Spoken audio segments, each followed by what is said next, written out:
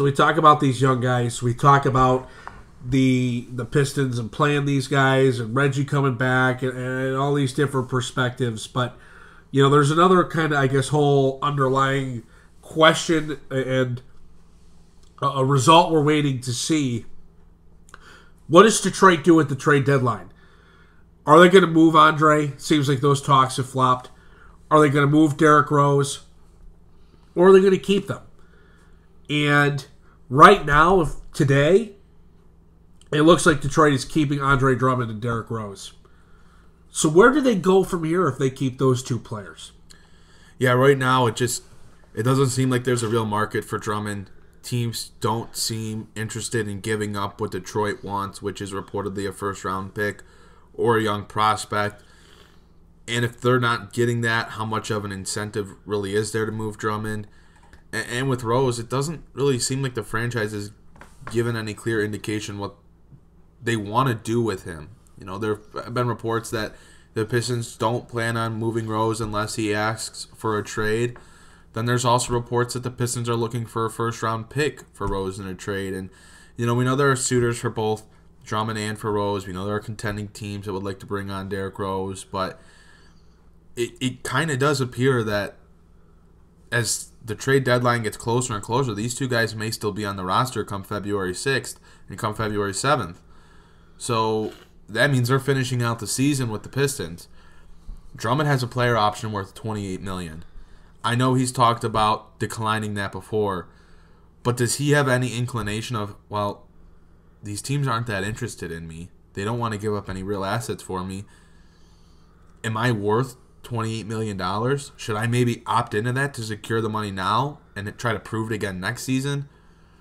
I don't know. I don't know what that is with Drummond. And I think the Drummond story is a little bit more concerning than the Rose story, because I think you'll be able to move Rose in the offseason if you really want to. You could also keep him for next season. But for me, when I look at what's going on with Andre Drummond, again, the player option, he could accept that. And the Pistons really don't need Drummond to accept that. That would be a very bad thing for the Pistons if Drummond accepted his player option. Yeah, it would. It doesn't allow them. It takes up their cap space, which they're going to need to re-sign a guy like Christian Wood, who's younger and looks to be promising as is a big man of the future type piece. They're going to need that money. They don't need to spend it on Drummond. We've already talked about that before. But the direction that this team goes in the offseason, if they keep both of them for the rest of this year, is they should be trying to move on from both of them still. That's just kind of how I feel about it. The Pistons got to hope that Drummond, if they're unable to get anything for him at the deadline, declines that option to become an unrestricted free agent in July. So he does that and is able to sign elsewhere. And then with Derrick Rose, you try to trade him to a team that's looking to contend, looking to compete. I think there's suitors out there for Rose now. I mean, it's already been reported that there has been. I still feel that the Pistons should be trying to move him now. But if they go into the offseason with him, then the mindset shouldn't change of trying to move on from him. You have Bruce Brown that looks like a point guard. You should be drafting, it appears likely, a point guard in a draft that is weak but has some talent at the point guard spot.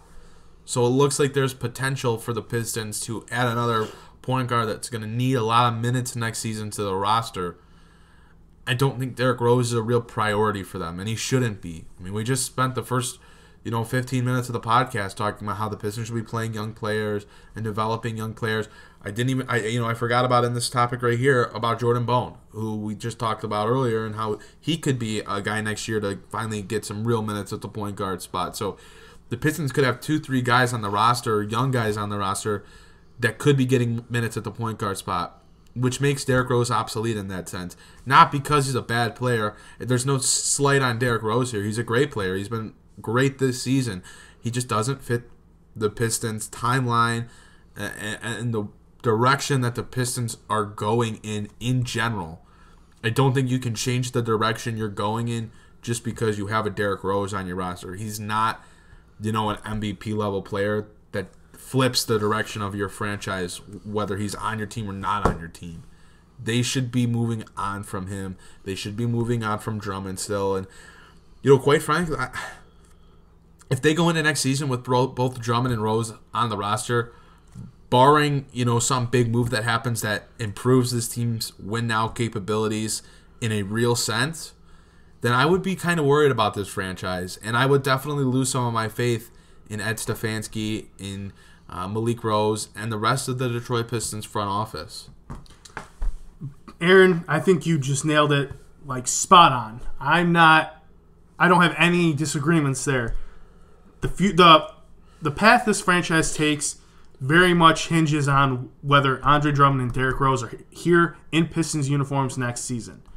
And you're right about Andre Drummond accepting that player option. He has stated that he won't accept it, that he wants to test free agency, but now you see all these teams really not putting a premium on him. He's really not at the level of value he maybe thought he was at, us as fans think he may be at, and now he's going to see maybe I'm not going to get the money I think I'm worth. This $28 million is more than I will be offered. Why don't I accept this? And I don't see that as a great thing for this franchise moving forward. Yes, you're going to see Andre have more dominant numbers and dominant games, and they're going to win some games, but it's still going to be middling. Right? It eats your cap space. What do you want to do with Christian Wood?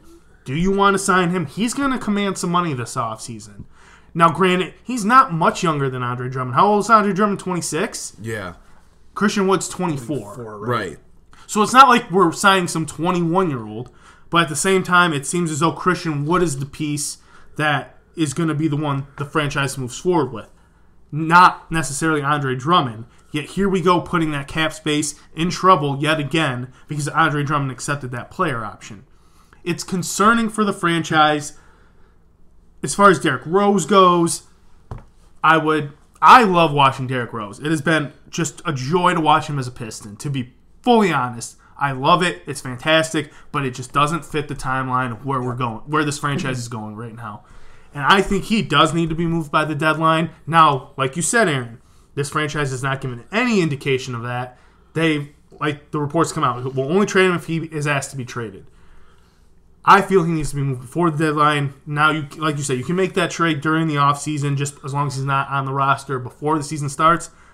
But I still think the most value and the best time to do it in terms of drafting and everything else going forward is before the deadline this year. The worst thing that could happen is the NBA draft comes, and with Derrick Rose and Andre Drummond still on the roster, that impacts the Detroit Pistons' decision-making in a negative sense. Whether it means they don't draft a point guard or they decide to take, maybe a guy that's played 3-4 seasons of college basketball because he has that experience under his belt and could maybe help the Pistons win, contribute to the Pistons winning more ball games next season, rather than a young guy like, of the Sekou sense of he's extremely young, he's extremely raw, he's not a come in and contribute right away player. That would be just the absolute worst case scenario for the Pistons.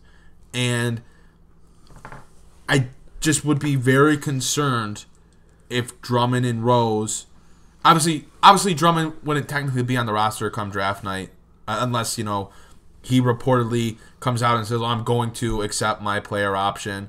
He still may be an unrestricted free agent, but the Pistons would probably at least still take a meeting with him if he goes into unrestricted free agency, and they don't trade him.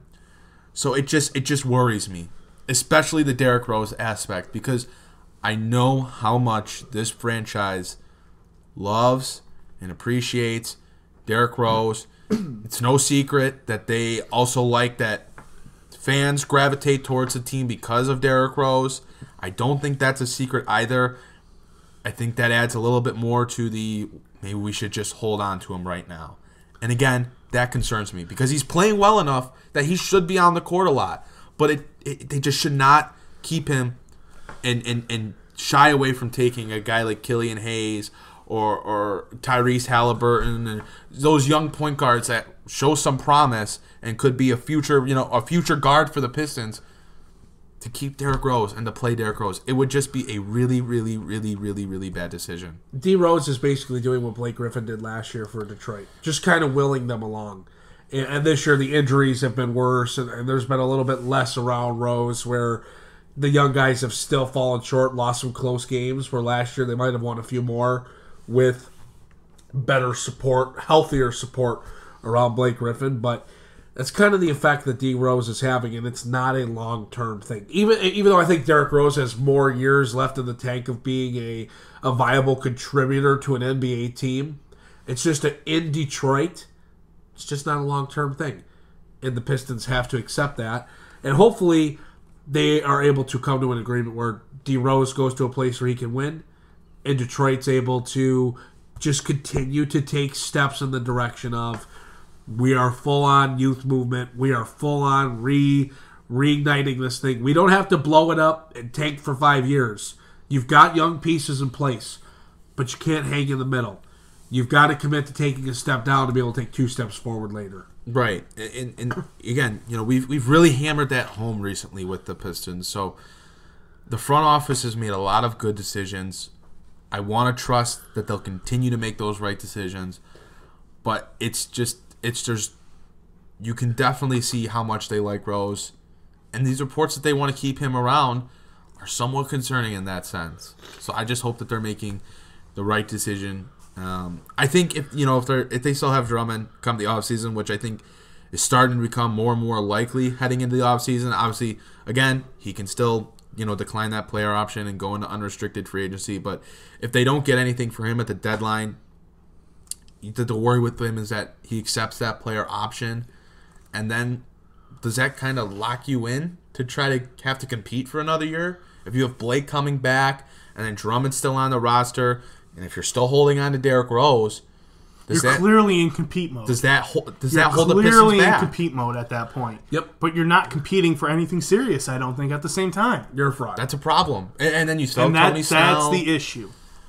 It would be a problem because I think that kind of locks him into doing it. You're right about the draft at that point, and that's another great fear of mine, and it's something you hit on, is if the Pistons after this year are in a position in the draft to take a guy like Killian Hayes, and they don't because they have Derrick Rose, and they have Andre Drummond coming back, and Blake coming back, and Tony Snell, and they decide maybe we trade back or we what have you to take a guy with more experience in the NBA to help win now.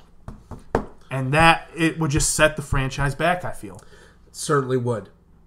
It certainly would.